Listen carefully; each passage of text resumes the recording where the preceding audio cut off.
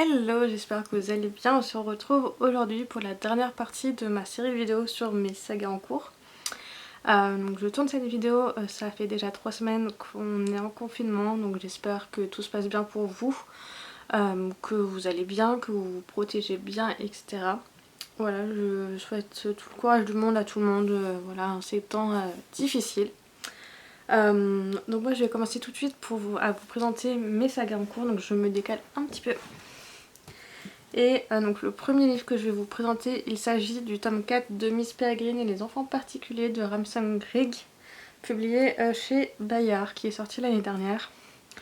Donc Miss Peregrine et les enfants particuliers, c'est l'histoire de Jacob, un jeune garçon somme toute classique qui au début du premier tome va perdre son grand-père et va apprendre pas mal de choses sur son grand-père, comme quoi c'est un enfant, enfin c'est un enfant particulier, enfin c'était, et qui, enfin, oui c'est ça, et qui a été dans une boucle temporelle avec d'autres enfants particuliers, et voilà, donc on va le suivre sur 3 tomes, à l'origine c'était ça, et donc l'auteur a fait une nouvelle trilogie avec Miss Peregrine et les enfants particuliers, donc j'ai assez hâte de découvrir en fait cette suite. Voilà. Et j'ai vu l'autre jour que le tome 5 était sorti aux États-Unis, en Angleterre, je sais plus. Enfin, il était déjà sorti en VO en fait. Voilà, et donc je pense que le tome 5 va être publié cette année, donc j'ai assez hâte.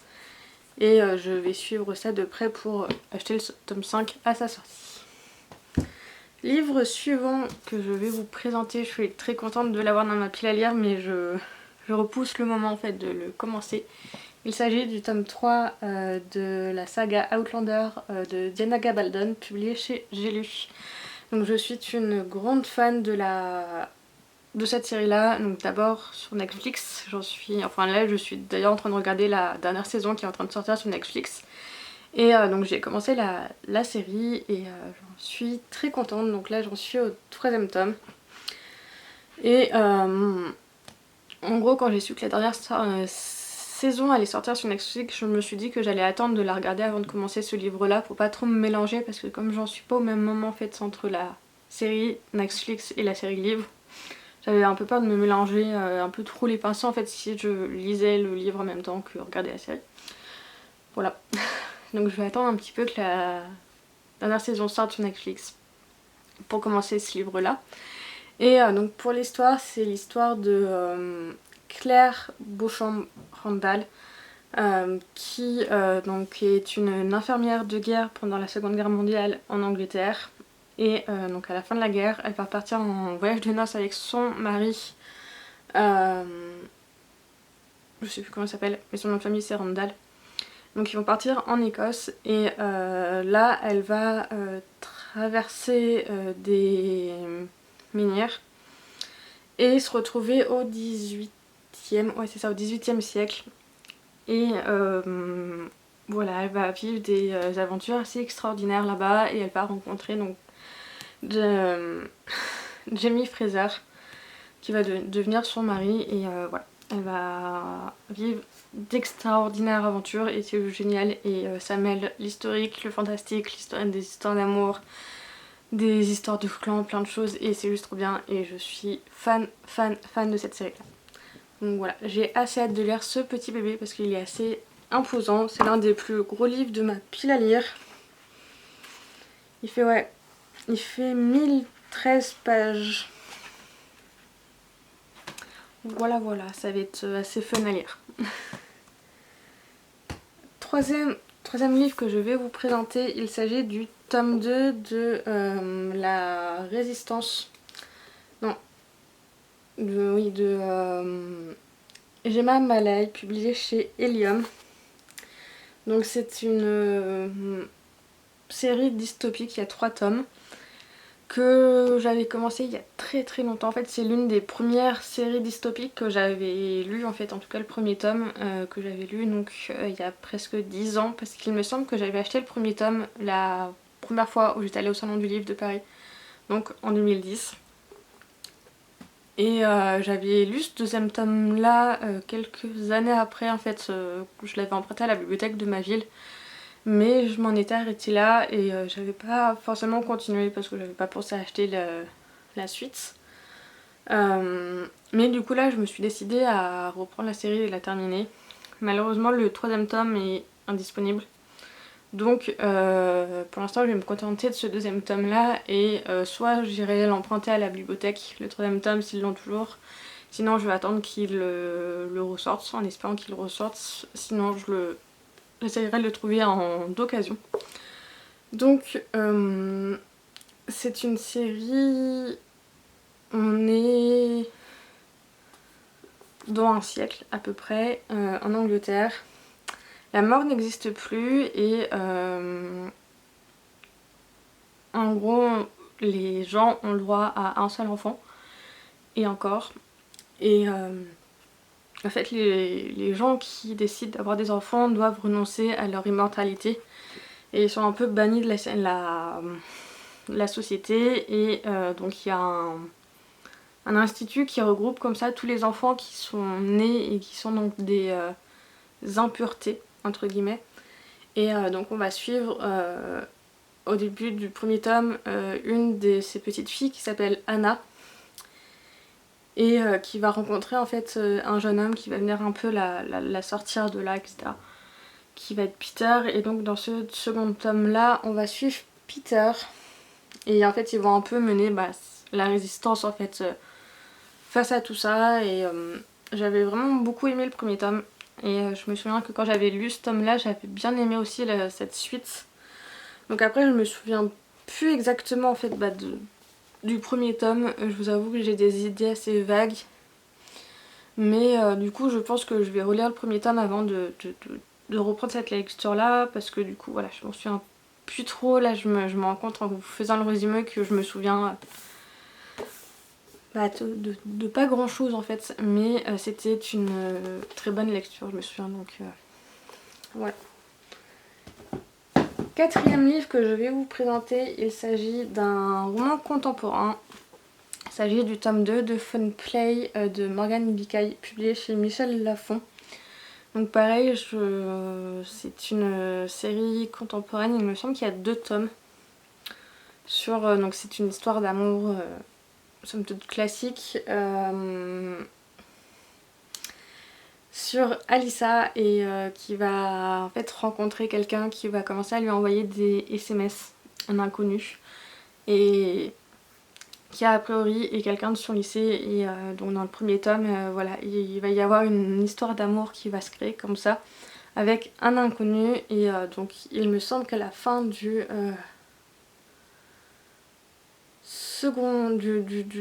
premier tome elle va savoir qui c'est, etc. Puis il y aura une histoire d'un autre garçon, etc. Donc voilà, je me souviens que j'avais bien aimé le premier tome. Et pour celui-là j'ai quelques réserves parce que depuis que j'ai lu le premier tome mon avis un petit peu sur ce genre de livre a un peu changé. Et j'ai lu un autre livre de cette autrice là que j'ai pas énormément aimé en fait, enfin que j'avais apprécié mais qu'il y avait beaucoup de choses qui m'avaient un peu chiffonné. Donc j'ai quelques réserves sur ce livre là. Voilà. Après je vais vous présenter un premier tome que j'ai acheté un petit peu par hasard au salon du livre de Montreuil 2019, que j'avais un peu vu passer en bien sur Bookstagram. Et voilà, je me suis un peu laissée tenter voilà, au salon. Il s'agit du premier tome d'Outlier, donc de Kimberly McCraig, publié donc chez Robert Laffont dans la collection R. Voilà, donc au prix découvert de 9,90 €. Et en fait je sais pas de quoi ça parle, donc après le résumé, on nous dit donc un conseil, suivez votre instinct, tout commence par un texto. Willy, s'il te plaît j'ai besoin de ton aide. Cassie a disparu et ses SMS laissent craindre le pire à son amie. Qu'est-elle partie faire dans les denses forêts du Maine? A-t-elle été kidnappée? Est-elle en danger de mort? Après il y a la suite du résumé mais voilà. Donc c'est pas mal bien tentant et j'ai assez hâte de découvrir cette série là. Voilà, donc si vous l'avez lu, n'hésitez pas à me dire en commentaire ce que vous en avez pensé, ça m'intéresserait de savoir. Après, je vais vous présenter un roman contemporain que j'ai assez hâte de lire. Il s'agit des Nouvelles aventures du fakir au pays d'Ikia, donc de romans pour attelage publié chez le Dilettante. Donc c'est la suite du livre plus ou moins du même nom, donc c'est les aventures du fakir qui était resté coincé dans une armoire Ikea, le premier tome, que j'avais pas mal bien adoré et j'ai lu d'autres livres de cet auteur là, j'en ai lu 2 autres, dont un que j'avais vraiment bien aimé et en fait j'ai rencontré l'auteur à Livre à Vannes en 2019, enfin la session de l'année dernière, et on avait pas mal bien rigolé voilà, à cette occasion là, donc j'ai ma petite dédicace, je suis assez contente et j'ai assez hâte de continuer en fait les aventures du fakir parce que j'avais vraiment beaucoup ri. Voilà. Donc on va suivre un petit peu la suite de ses aventures, donc j'ai assez hâte de savoir qu'est-ce qui va lui arriver d'autre de drôle en fait et de etc. Enfin voilà, d'extravagant, de drôle, de tout ce que vous voulez. Voilà, c'est vraiment une lecture qui fait du bien et voilà, j'ai assez hâte. Ensuite, il me reste 2 livres à vous présenter. L'avant-dernier livre que je vais vous présenter, il s'agit du premier tome du Passageur de Androris. Je crois que ça se prononce comme ça, son nom. Voilà, publié donc aux éditions Link. Voilà, donc pareil, je ne sais pas exactement de quoi parle ce livre, puisque pour les éditions Link, pour remettre un peu dans le contexte, en fait, il y a quelques temps, il y a 1 an, il me semble, j'avais gagné un concours sur leur compte Instagram, et j'avais reçu en fait une box avec plein de leurs livres, en fait. J'avais reçu une dizaine en fait de leurs livres. Je vous avais fait un unboxing qui est toujours en ligne, je vous le mettrai en barre d'infos. Et en fait quand j'avais participé à ce concours là, je connaissais pas forcément la maison d'édition et je connaissais voilà, je connaissais très peu de leurs titres, donc je vous avoue que je ne connais pas forcément en fait tous les résumés. Mais voilà, leurs couvertures sont juste super belles, les résumés sont quand même assez tentants et j'avais lu un livre pour l'instant, enfin j'ai lu qu'un seul livre pour l'instant de cette box que j'avais beaucoup aimé, donc c'est vrai que j'ai assez hâte de lire les livres que j'ai reçus via cette box, mais sans savoir forcément de quoi ça parle. Et j'ai lu une chronique il y a pas longtemps sur Bookstagram là cette semaine, qui me donne bien envie en fait de lire ce livre. Donc le résumé dit: la dévoreuse se tient au centre du tourbillon, ce ne sont plus des pleurs, ce sont des cris et des morceaux d'âme que l'on arrache et qui produisent ce son.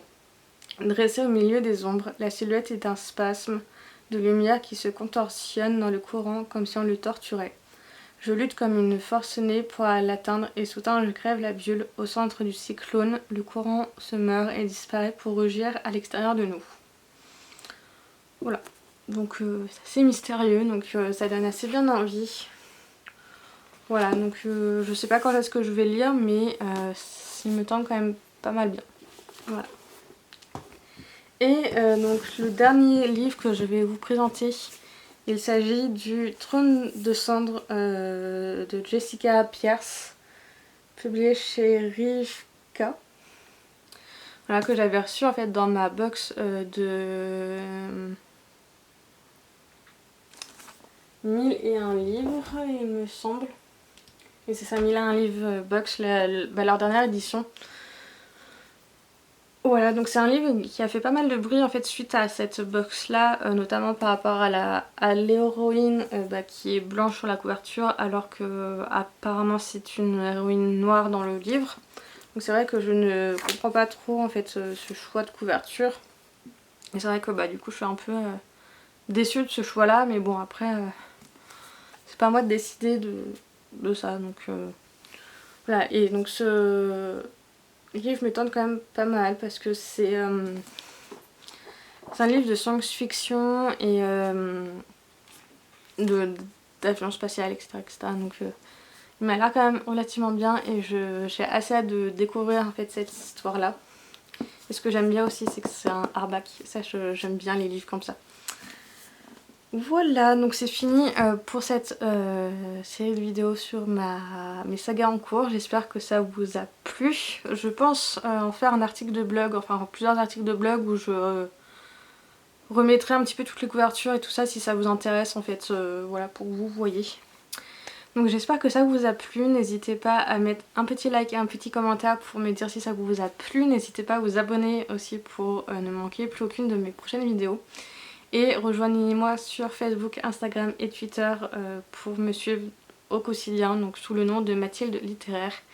Et donc j'ai mon blog aussi où je mets toutes mes chroniques, donc n'hésitez pas à me rejoindre là-bas. Je vous souhaite une bonne journée et je vous dis à bientôt et bon courage pour le confinement.